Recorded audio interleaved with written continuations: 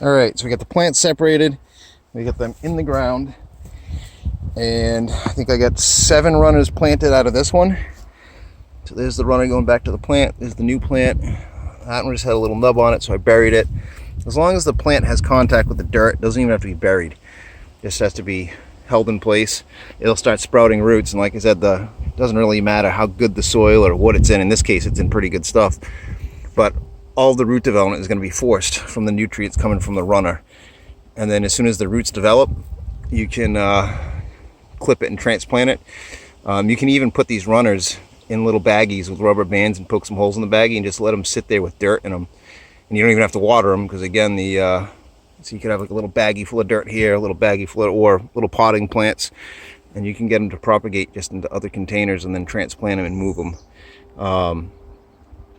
This strawberry bed is quickly going to be loaded and filled with strawberry bushes. It's just going to take some time for the new plants to develop. So I think I got 7 out of this one, 11 out of this one, and 5 or 6 out of this one. And then this one, I'm letting these runners grow over the edge, and as they grow down, looking for some place to grow, I will either put a couple pots with potting soil in it down here and just let them grow into plants down there, and then I can clip them and transplant them. So we'll keep monitoring this. I would think in about a week I should be able to come back here and clip the runners and separate the plants and transplant them. And the whole idea is to buy 3 or 4 plants and turn it into 30 or 40 plants.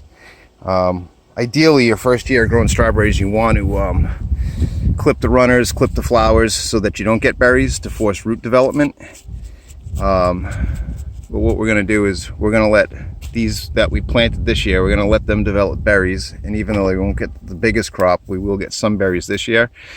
But all of these plants, the 20 or so plants that turn into new strawberry plants, as they grow this year, we'll continue to clip their runners and their flowers off so that they don't produce berries, and force them to produce big root systems.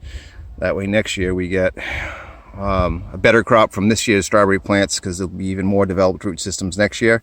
And then we'll have a whole transplant, probably set up another big strawberry box someplace else. But so far, they're looking good. They're looking healthy, nice and bright and green.